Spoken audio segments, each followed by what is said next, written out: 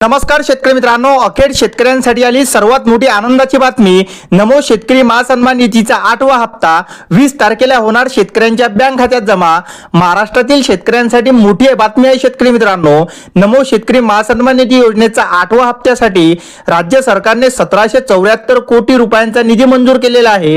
ही योजना बंद झाल्याच्या अफवा आता पूर्णपणे निराधार ठरण्यात येणार आहे शेतकरी मित्रांनो।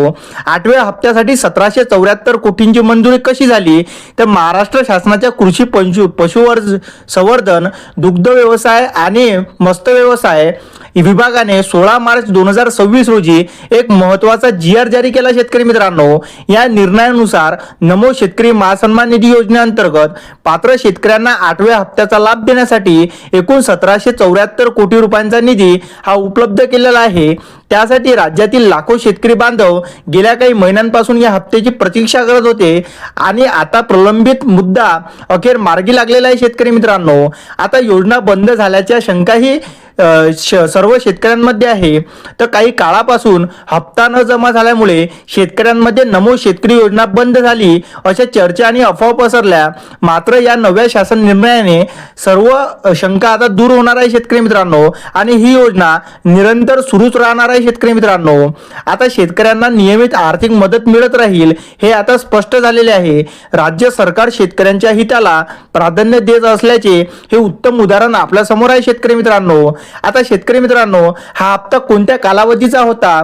जो नमो शेतकरीचा जो 8वा हप्ता आहे तो शेतकऱ्यांना केव्हा मिळायचा होता? तर शेतकरी मित्रांनो 2025 म्हणजे ऑगस्ट ते नोव्हेंबर या कालावधीमध्ये शेतकऱ्यांना हप्ता पडायचा होता, पण काही तांत्रिक अडचणीमुळे या हप्त्याला विलंब झाला।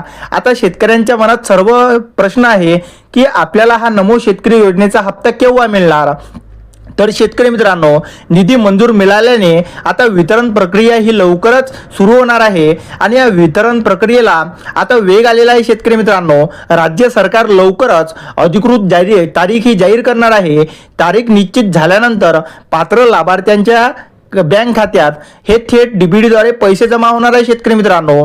आणि शेतकरी बांधवांनी आपले बँक खाते, आधार आणि eKYC अपडेट ठेवावे जेणेकरून पैसे तुमच्या खात्यामध्ये लवकरात लवकर येतील शेतकरी मित्रांनो। व्हिडिओ आवडल्यास व्हिडिओला लाईक आणि चॅनलला सबस्क्राईब अवश्य करा। तर चला भेटू पुढच्या व्हिडिओमध्ये, तोपर्यंत नमस्कार, जय हिंद, जय महाराष्ट्र।